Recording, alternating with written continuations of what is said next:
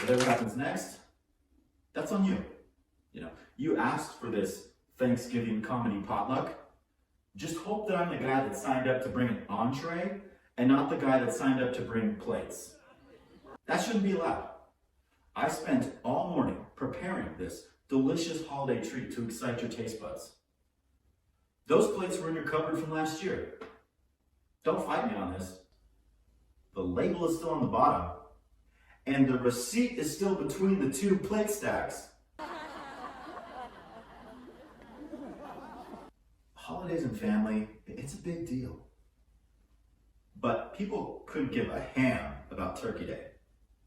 As soon as Halloween ends, you're subjected to online memes about 8 Fridays until Christmas and endless reminders that all Mariah Carey wants for Christmas is you. Can I please have this holiday that's just about family, football, and food? Not gifts, food. Yes. Halloween was scary. I need some comfort.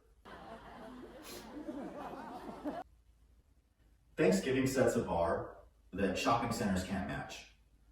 You spend a couple days being completely stuffed all the time.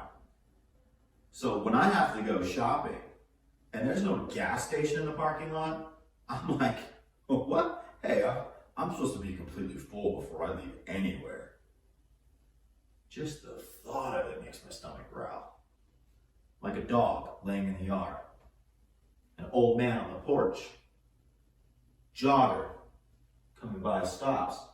Says, your dog's cute. Does he bite? The old man says, no. Jogger takes a step forward. The dog starts attacking. He's, I thought you said your dog didn't bite. He's like, that ain't my dog. My cousin orders a cheeseburger and requests to get the cheese after instead. I assume for dessert. She says, no, so you get the hot burger and then you add the cold cheese after so it doesn't fully melt. What keeps my cheese from fully melting is portobello burgers. I tried one from this place with endless steak fries, thinking it was a mushroom burger. Yum. No, it was a meatless mushroom patty. And classic server timing, she comes up as I found out from that first bite. I'm just, and she goes, how is it? All I could think of was the Fry quote from Futurama. It's like there's a party in my mouth and everyone's throwing up. Or my vegetarian friend who orders a veggie burger from your old work. He's thinking, I wonder if this veggie patty comes with corn. Is it made from beans or mushrooms? Moment of truth. And they hand him a cheeseburger without the meat. Just cheese and condiments. That's it. The look on his face was like the thick glass Milton from Office Space. He's just looking back like, I could set the building on fire. I laughed so hard, I choked on my animal-style fries. What's the move when what you thought you ordered isn't what you received? Well, I mean, you could take the blame for not asking the right questions or, not reading the menu. That's not gonna happen. Open a place called Free Tasty Scraps. You'll try it, it's tasty, but you shouldn't complain, it's free, or judge, it's scraps. Outside of that, you're on your own. Speaking of outside the box thinking, I'm really proud of my sister for getting a college degree while raising kids.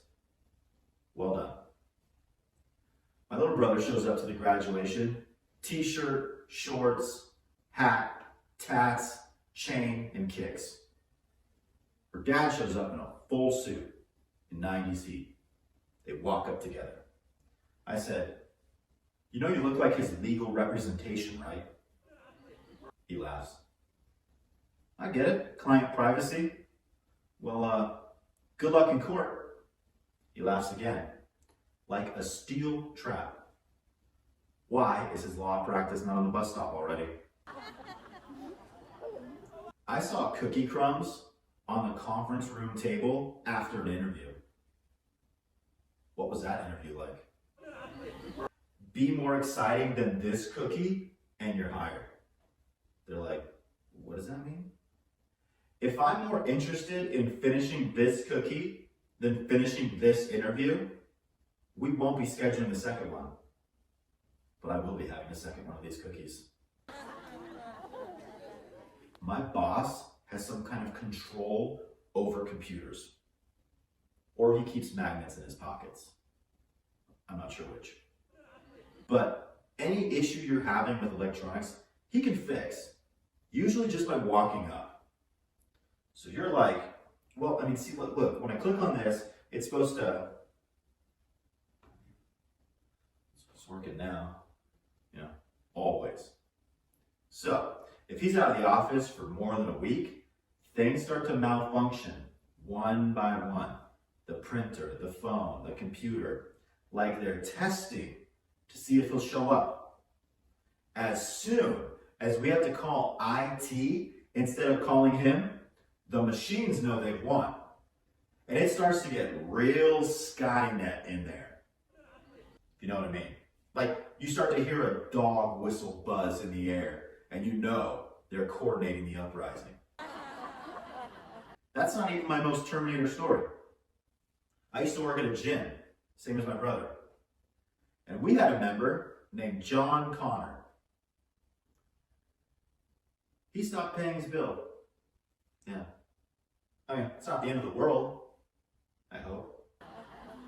When you don't pay your bill, your account is terminated.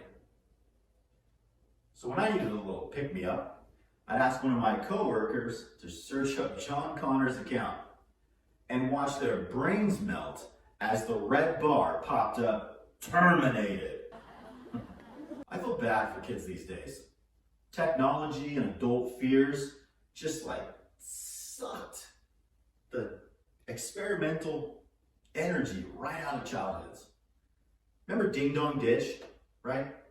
You go up, you ring a neighbor's doorbell, you run away before they have a chance to answer it, so when they open the door, no one's there. Ha ha! Gotcha! It's great. Are they going crazy? I swear at the door, right? Awesome. Everyone has Ring cameras now. You can't do that anymore. I accidentally knocked on the wrong door at 10 p.m. thinking it was my cousin's house. That stranger didn't answer that door. No, but their doorbell started talking to me. How can I help you? These things record too. Yeah, so not only is your mistake not going to affect this person, but they just had fun posting that to their social media. And guess what? It just went viral. Hashtag trending. Or prank calls. Calling a random number and someone answers. And you're sitting on the floor, hunching forward. You're talking through a loud set to make your voice sound really adult. And you ask this stranger on the other side, is your refrigerator running? They answer this adult, assuming it's probably a refrigerator salesman. Yes. And you say back, you better catch it then. Ha ha ha! Gotcha. Yeah. Caller ID ruined that, first and foremost. Because now they can see who's calling them and they can just call it right back. But let's say you thought of that and you grab a burner phone, untraceable. That doesn't matter. The horrendous amount of pandemic spam calls that people received, no one's answering unknown calls anymore. So have fun pranking a voicemail if they even recorded one. Yeah, they don't want anyone to know who's on that phone. So most likely you call and it's going to say, hey, the caller that you're trying to reach is not accepting calls at this time. Please try your call again later. What a time. Remember when kids used to go outside? Yeah, they'd play with neighbors, they'd play with kids their age, they just have a good time. They'd come back when they were hungry, or if they got hurt, or if it started to get dark. Now, you're afraid they're going to get stolen. So kids can't just go out on their own. They have to stay inside, play on their iPad or their PlayStation. so they can get scammed out of your money using your credit card. Or so an adult can tell them to get a job because your kid beat them at Call of Duty. What happened to going out, making mistakes, and learning from them, right? Testing limits. Now they just watch people fail on TikTok, and that's how they gain that knowledge. No, you know what? When I used to hear something, I would test it out, right? I would kid myth bust it. I heard the rhyme about the kid jumping on the bed, falling off and bumping his head, and now there's no more jumping on the bed. I jumped on the bed. Did I fall off? Yeah. Did I bump my head? No. I broke my clavicle. You live, you learn. The music app Spotify learns what you like, and it creates daily mixes for you. It prioritizes from 1 to 6, so Daily Mix 1 are songs you listen to every day. Daily Mix 6 is a song that was sent to you once. You've clicked on it one time, you don't know this song, you don't know this genre. To me, Coachella has turned into listening to my Daily Mix 6 live for over $600, right? I vaguely recognize this song, and I'm now revolving my entire day around expanding this genre. Not exciting. 2 Truths and 1 Lie is a fun game that'll teach you which of your friends you can trust because they clearly can't tell a lie, and which one of your friends would never make detective. So here's the 3 that were sent out. I'm one of 4 kids. I'm an only child. My father was a professional ... And my buddy yells out, the dad one's a lie. Okay, I explained it is 2 truths and 1 lie. That person cannot be a solo child and a child quartet. One of those is the lie. But that's not the only time things go right over his head. He was eating a salad and he goes, ooh, I just got a surprise bad taste in my mouth. I go, it's probably the salad dressing. He pauses, thinks, vinaigrette? I said, no, balsamic. People take their workout routines very seriously. This person is drinking this pre-workout energy drink, and they're like, it just makes me so red and itchy, but it works, so I'm just gonna keep using it because I get the results, but I'm dying. I'm like, that's an allergic reaction. You need to stop taking this energy drink. You're not gaining mass. You're not swole. You are swelling from your allergies. You should have to Benadryl up after leg day. Stop drinking that.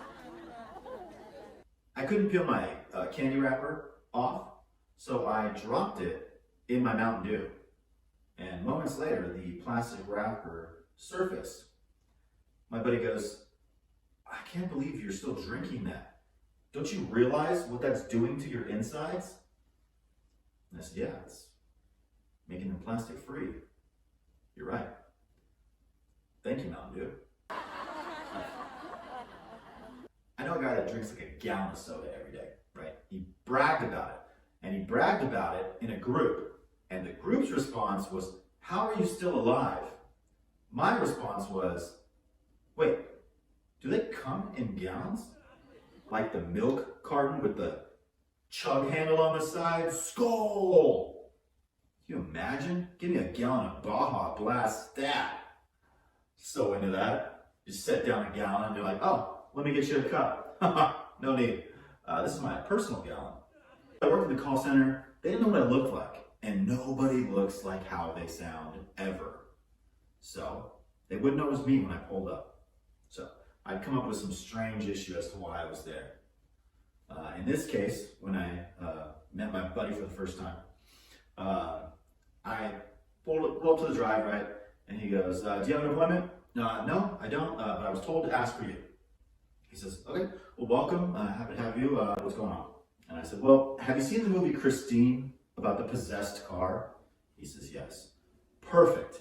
Then you know what I'm going through. Because my car wants my girlfriend gone. He's like, how so? Well, it only happens when we drive together. When I drive by myself, nothing happens at all. Like, it's totally fine. But the second that she sits in the passenger seat, the front passenger tire light comes on. I think that's a jab at her weight. Only hot air comes out of her vents. I'm pretty sure that's a Hell reference.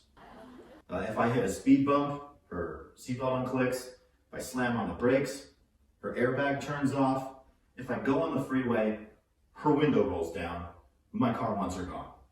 I just need you to wipe its memory. Just wipe whatever is attached to this hatred, just wipe it out.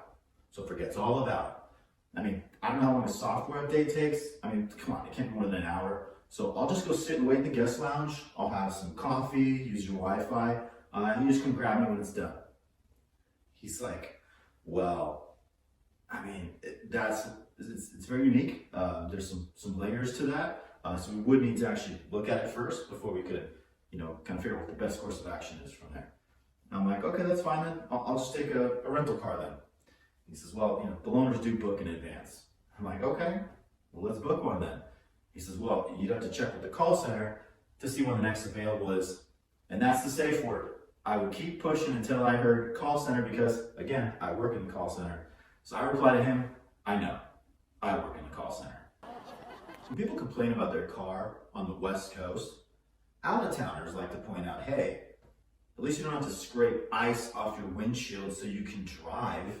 Imagine if you're running late and you don't have time to scrape the ice off. You gotta try and drive to work like that. You're gonna crash. It's like getting out of the shower and not wiping the mirror off before you shave. You're gonna draw blood.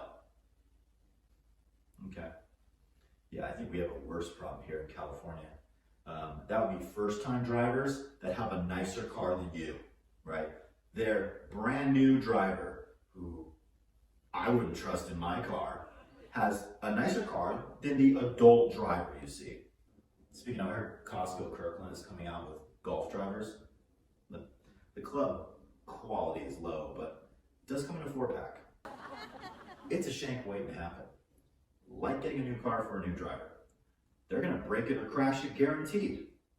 Your first car should be a hand-me-down, all the way down. Like, on its way out so you can part with it easily. Mine was a red 83 Honda Accord. The steering wheel was loose and crooked. Looked like I was taking right turns as I was driving straight. The body had paint peeling and like rust holes. So I started putting stickers over all of them, strategically covering them up. Stickers like, what would Scooby do? And not so close, I'm not that kind of car. The upholstery inside was all torn. So I put Spider-Man masks over the headrests and stapled Spider-Man beach towels over all the seats. The radio didn't work. So I put these like portable Bluetooth speakers in the center console to echo music throughout the car.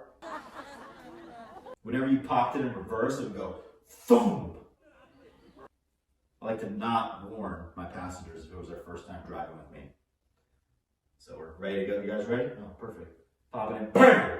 They'd immediately think we got rear-ended every time. It was so violent, your first thought was, did we just get hit? And then my favorite, the brakes. There was a leak in the front of the car, which leaked right onto the brakes, caused my front brakes to seize up. They no longer worked. So I'm running off of rear brakes and an e-brake. So, my passengers had just survived the trauma of a fake rear-ending and now get to see me apply my brakes until they hit the floor and then pull the e-brake to stop. Hey, I never charged anyone for gas money. That was my fee. One time I had to pull off that move next to a cop with my coworker in the trunk and my Colorado plates had just expired. What do you do? What do you do there? The cop looked over at me. Am I just supposed to turn up my portable center console speakers to drown out the guy in the back being a goofball? Thinking quickly, I popped in reverse. I let him know. Keep it down back there. That reminds me of a story with my sister. So I managed a movie theater. And one time for her birthday, I rented out one of the theaters so that her and her friends could watch Big Fat Liar. Okay, so we went out for some frozen yogurt, and now we're heading over to the theater. There's not enough room for everyone to fit in my mom's car, including me, but rather than take a separate car, I just hopped in her trunk. Now, I don't know if you've been in a trunk before, but the acoustics are fantastic in there. And an absolute banger came on. So I'm just singing and dancing in there. They loved it, apparently. When we get to the movie theater, there are kids licking the windows outside. Don't be concerned for them. I think I work with one of them now. When someone in the office has a birthday, you pass around a birthday card and everyone signs it. When he got the birthday card, he signed it, licked the envelope, sealed it shut, and handed it to me. Gross. Why are you getting your spit all over their special envelope? And I stopped and thought, wait, do you think we're mailing it to him? Because he sits right there. And he goes, oh, sorry, force of habit. I mean, you seal envelopes, you lick them, you seal them shut. Window licker. Makes sense. I pull up to an Italian restaurant, and this intense smell of fish just comes wafting up as soon as I get out.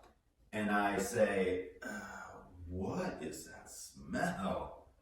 And someone who is also entering the restaurant next to me goes, oh, sorry, that's me.